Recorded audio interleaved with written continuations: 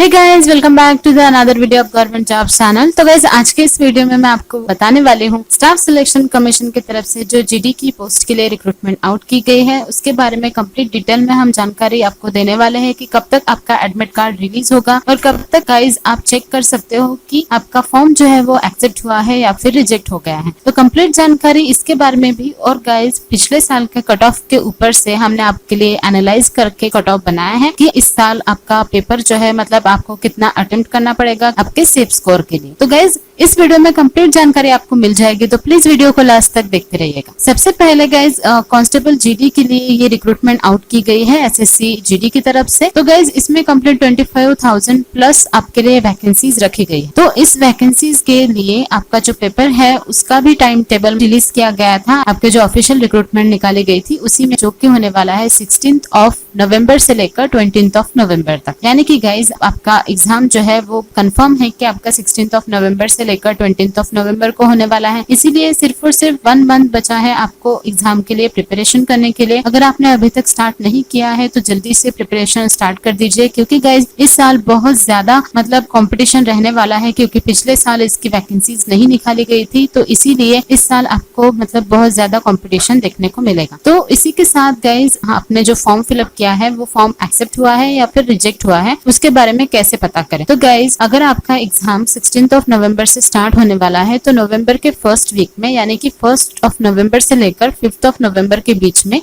आप आपका फॉर्म जो है वो चेकआउट कर सकते हैं कि रिजेक्ट हुआ है या फिर नहीं हुआ है। क्योंकि गाइज इसके बीच में जो होता है 1 नवंबर से लेकर 5 नवंबर तक आप चेकआउट कर सकते हैं कि आपकी सिटी कौन सी होने वाली है एग्जाम के लिए, कौन सी डेट पर आपका एग्जाम होने वाला है और किस फेज में आपका एग्जाम होने वाला है। यानी कि आपका टाइम एग्जाम का, आपके एग्जाम की डेट और सिटी भी आपको 1 से लेकर 5 नवंबर के बीच में पता चल सकती है। अगर आपका एग्जाम सिटी आ जाए, एग्जाम टाइम आ जाए और एग्जाम डेट भी आ जाए तो आप सभी को पता चल जाएगा कि आपका फॉर्म रिजेक्ट हुआ है या फिर एक्सेप्ट हुआ है, क्योंकि उन्हीं कैंडिडेट को ये सब चीजें देखने को मिलेंगी जिनका फॉर्म एक्सेप्ट हुआ है। और अगर किसी कैंडिडेट्स को अपने मतलब डिटेल्स चेक नहीं हो रहे हैं तो हो सकता है कि उनका फॉर्म जो है वो किसी कारणों की वजह से रिजेक्ट भी हो सकता है। तो इसीलिए गाइज आप 1 से लेकर 5 नवंबर के बीच में वेबसाइट पर ज्यादा से ज्यादा बार चेकआउट कर लीजिए। तो गाइज इसके बाद है आपका एडमिट कार्ड। तो एडमिट कार्ड कब तक रिलीज होगा? एडमिट कार्ड जो है गाइज आपका मतलब जिस दिन आपका एग्जाम होगा आप सभी को पता चल जाएगा 1 से लेकर 5 नवंबर के बीच में कि आपका एग्जाम कब होने वाला है। तो उसी के हिसाब से आपका एडमिट कार्ड जो है आपके एग्जाम डेट से लेकर 4 या फिर 3 डेज पहले रिलीज किया जाता है। यानी कि अगर आपकी एग्जाम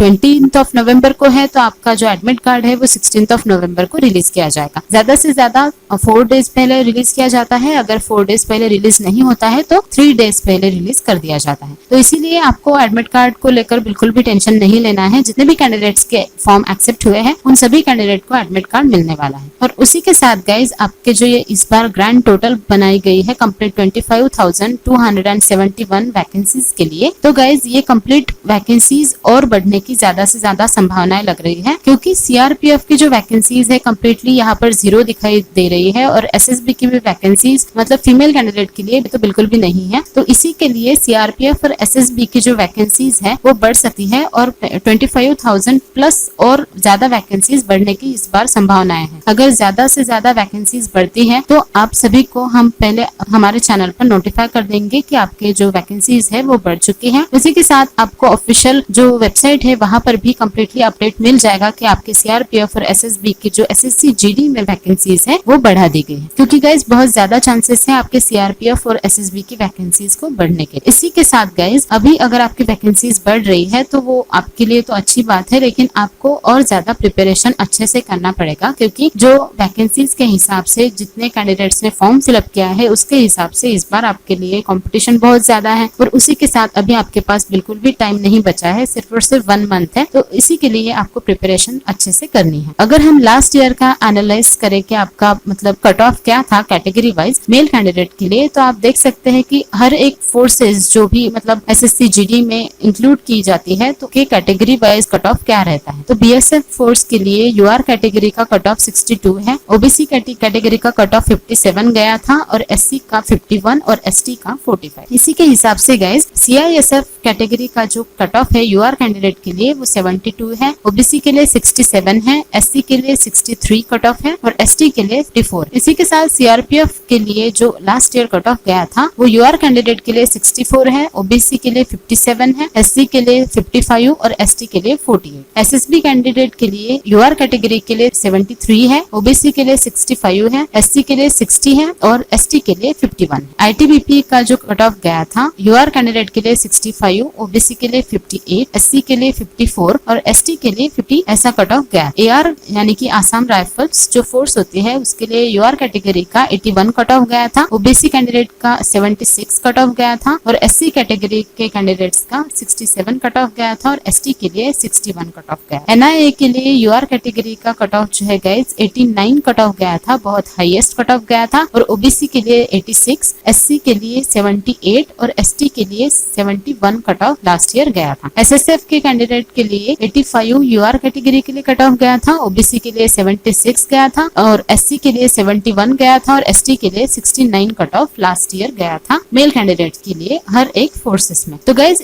इसके ऊपर ये मतलब हम आपको क्यों बता रहे हैं, तो इसके ऊपर गाइज आप एनालाइज कर सकते हैं कि आपका सेफ स्कोर क्या रहने वाला है, किस तरीके से आपको प्रिपरेशन करना है और किस तरीके से आपको क्वेश्चन पेपर सॉल्व करना है कि जिसकी वजह से आपका जो फर्स्ट स्टेज है वो क्लियर हो जाए। और गाइज ये हमने मेल कैटेगरी के लिए देख लिया है, तो अभी फीमेल कैंडिडेट्स के लिए जो हर एक फोर्सेस में कट ऑफ गया था लास्ट ईयर, BSF कैंडिडेट के लिए UR कैटेगरी के लिए 62 है, OBC के लिए 56, SC के लिए 52, ST के लिए 46। तो इस तरीके से BSF फोर्स के लिए कट ऑफ गया था। CISF के लिए गाइज 73 UR कैटेगरी के लिए कट ऑफ गया था, 69 OBC कैटेगरी के लिए कट ऑफ गया था, SC कैटेगरी के लिए 62, ST के लिए 56 कट ऑफ गया था। CRPF फोर्स के लिए गाइज UR कैंडिडेट के लिए 63, OBC फीमेल कैंडिडेट के लिए 58, SC 54 और ST 49 कट ऑफ आपका लास्ट ईयर फीमेल कैंडिडेट्स के लिए गया था। SSB कैंडिडेट के लिए UR कैटेगरी के लिए 72, OBC के लिए 66, SC के लिए 59 और ST के लिए 50। ITBP कैंडिडेट के लिए UR कैटेगरी के लिए 64, OBC कैटेगरी के लिए 59, SC कैटेगरी के लिए 55, ST कैटेगरी के लिए 49। AR यानी कि आसाम राइफल्स फोर्स के लिए जो UR कैटेगरी का कट ऑफ गया था वो 80 था, OBC के लिए 75 कट ऑफ गया था, SC के लिए 68 कट ऑफ गया था और ST के लिए 62 कट ऑफ लास्ट ईयर गया था। NIA के लिए गाइज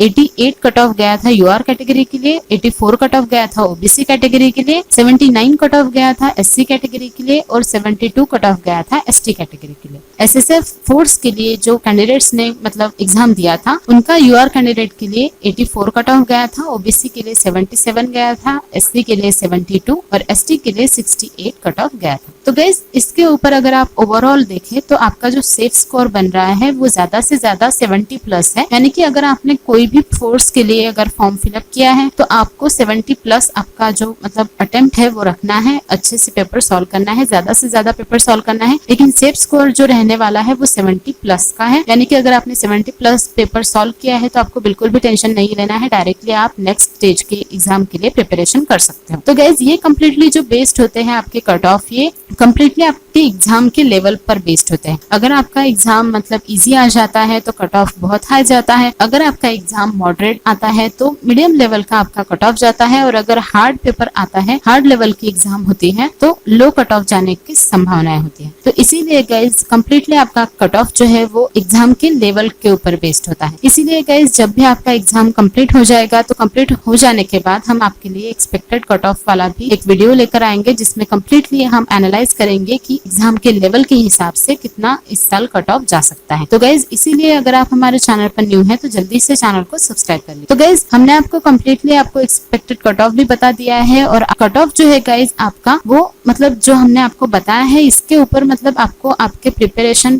पर ध्यान देना है, और आपको आपके एग्जाम में कितने क्वेश्चन सॉल्व करने हैं, कितने अटेम्प्ट करने हैं उसके ऊपर ध्यान देना है। तो गाइज आज के इस वीडियो में मैंने आपको कंप्लीट जानकारी बता दी है। अगर आपको वीडियो पसंद आया हो तो प्लीज वीडियो को लाइक कीजिए, शेयर कीजिए, और अगर आप हमारे चैनल पर न्यू हैं तो प्लीज चैनल को सब्सक्राइब कीजिए ऐसे ही अपडेटेड कंटेंट्स के लिए। Thank you all.